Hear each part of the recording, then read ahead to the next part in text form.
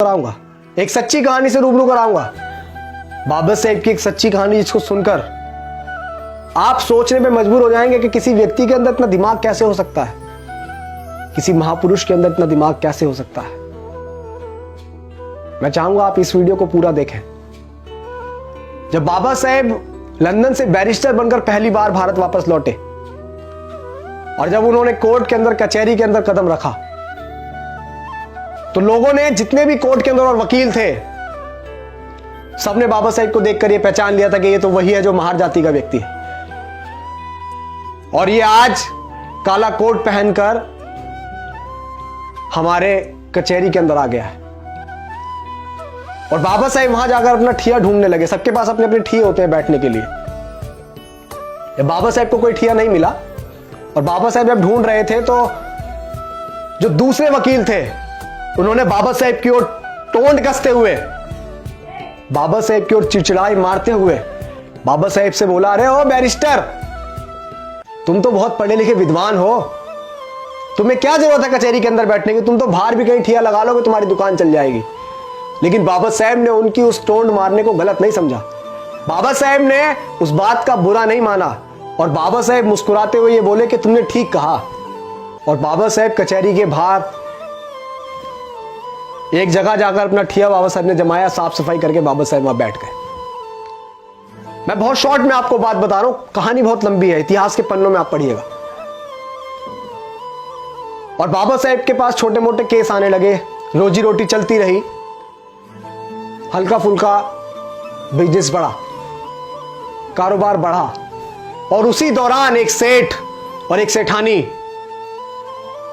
का एक बेटा, जो एक लौता बेटा था, उसको फांसी की सजा बोली गई थी।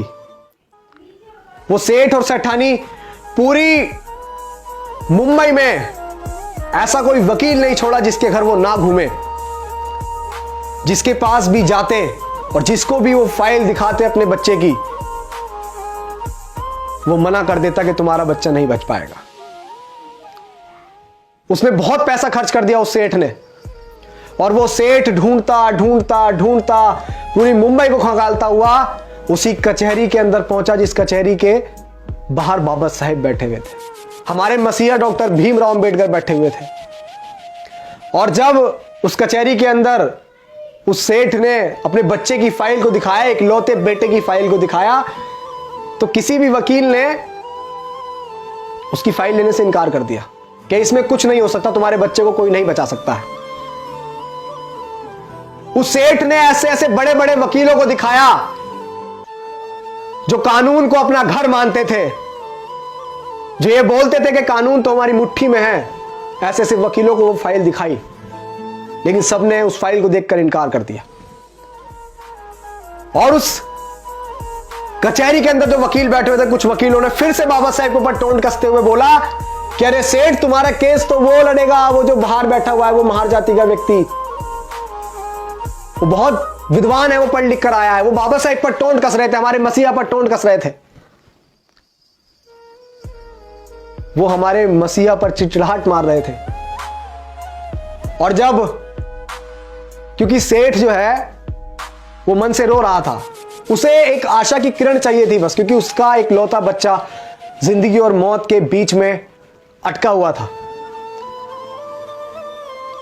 और जब उस सेठ ने सुना, उस वकील ने उस सेठ से बोला, तो सेठ उसकी बात मानकर वहीं पहुंच गया बाबा साहेब के पास, और उसके बाबा साहेब के चरणों में जाकर वो जा लौटा और बोला कि हे बैरिस्टर, हे बाबा साहेब, मेरे बच्चे को बचा लो। तो बाबा साहेब ने बोला, सेठ उठो, मैं क्या कर सकता हूं, मैं क्या मदद करूंगा। ये फाइल तुमने किसी और व्यक्ति को, किसी और वकीलों को दिखाई होगी, उनको, उनके पास जाओ, मेरे पास क्या करने आए हो, मैं क्या करूंगा, मैं तो एक महार जाति का हूं, मैं क्या करूंगा, मैं तो नीच जाति से हूं ना। सेठ, आप बड़े बड़े वकीलों को दिखाओ। तो सेठ ने बाबा साहेब की शक्ल देखकर बोला कि नहीं, अगर मेरे बच्चे को कोई बचा सकता है तो बैरिस्टर आप बचा सकते हैं, वरना पूरी दुनिया की ताकत कोई मेरे बच्चे को नहीं बचा सकती। ये मैं आपका चेहरा पढ़कर बता रहा हूं कि बाबा साहेब, मेरी बात आप मान लीजिए, बैरिस्टर मेरी बात मान लीजिए, क्योंकि मैं तो एक बाप हूं, मैं उस पीड़ा को सहन कर लूंगा। लेकिन जो इसकी माँ है, जब उसकी माँ को पता लगेगा कि उसका बच्चा नहीं रहा, तो वो भी उसके गम में मर जाएगी। मेरे घर से 2 अर्थियां उठेंगी बाबा साहेब, मेरे घर से 2 अर्थियां उठेंगी। मेरा एक लौता पूत है, मेरा इतना बड़ा कारोबार है, इतने बड़ा बिजनेस है, इसे कौन संभालेगा, क्या करूंगा मैं इसका। जब बाबा साहेब ने सुना कि उसकी मां मर जाएगी, तो बाबा साहेब को वो बात याद आई कि जब बाबा साहेब छोटे से थे, तो बाबा साहेब की माता भीमाबाई ने एक बात कही थी कि भीमा, अगर कभी जरूरत पड़े किसी निर्दोष की जान बचाने के लिए, किसी का पूत की जान बचाने के लिए, अगर किसी अच्छे काम के लिए झूठ बोलना पड़े, तो संकोच मत करना भीमा, संकोच मत करना। और बाबा साहेब ने फाइल देखी और बाबा साहेब ने फाइल देखकर बोला कि सेठ ये बताओ, ये फाइल तुमने अब से पहले किसी और वकील को दिखाई? तो सेठ ने बोला कि है बैरिस्टर, मैंने ये फाइल दिखाई नहीं, मैंने इस फाइल पे इतना नोट खर्च किया कि किसी की आने वाली 3 पीढ़ी भी कमा नहीं सकती। मैंने इतना नोट इस फाइल पर खर्च कर दिया है, बस आप मेरे बच्चे को बचा लीजिए। ऐसे हाथ जोड़ के वो गिड़गिड़ा रहा था, बाबा साहेब के चरणों में गिर रहा था, बाबा साहेब के सामने हाथ जोड़ रहा था। और जब बाबा साहेब ने उसकी पीड़ा सुनी, उसकी फाइल देखी, तो बाबा साहेब ने बोला कि जाओ सेठ, मैं तुम्हारे बच्चे का केस लड़ूंगा, जाओ। और जब बाबा साहेब माने केस लड़ने को, तो वो सेठ बहुत खुश हुआ और उसने बोला कि मुझे यकीन है बाबा साहेब कि मेरा बच्चा अब बच जाएगा। जिंदगी और मौत में मात्र 10 दिन का फासला था, फांसी को 10 दिन बचे थे। कचहरी लगी, अदालत लगी, कोर्ट लगा। आप सुनिएगा बड़े ध्यान से कि किसी व्यक्ति में इतना दिमाग कैसे हो सकता है। हम क्यों बोलते हैं कि हमारे जो मसीहा, हमारे रहबर बाबा साहेब डॉक्टर भीमराव अंबेडकर जैसा दुनिया में और कोई नहीं हो सकता। ऐसे ही नहीं बोलते हम ये बात इसीलिए बोलते हैं क्योंकि उन्होंने ऐसा करके दिखाया। उनके दिमाग की बड़े बड़े लोग दाद दिया करते थे, किसी व्यक्ति के अंदर दिमाग कैसे हो सकता है। कोर्ट लगा, कचहरी लगी, कोर्ट के अंदर तो दोनों पक्षों के वकील आए। जब बात बोली गई तो जज ने बोला कि अंबेडकर तुम कुछ दलील देना चाहोगे? तो बाबा साहेब ने बोला कि नहीं जज साहब, अपना फैसला सुनाइए, आप, मैं कुछ नहीं कहूंगा। आप सोच रहे हैं, अब वो सेठ बड़े संकोच में था कि ये इसने तो बोला था कि मैं तुम्हारे बच्चे को बचा लूंगा और ये कोर्ट में कोई दलील भी नहीं दे रहा है। तो बाबा साहेब ने बोल दिया कि जज साहब आप फैसला सुनाओ। और वो सेठ अपने मन में कह रहा था कि अंबेडकर तुमने हमारे साथ अच्छा नहीं करा है बैरिस्टर, मैं बड़े आस के साथ तुम्हारे पास फाइल लेकर आया था, मैं तुम्हारे चेहरे को देखकर कह रहा था कि तुम मेरे बच्चे को बचा लोगे। और जब फांसी की सजा जज ने सुना दी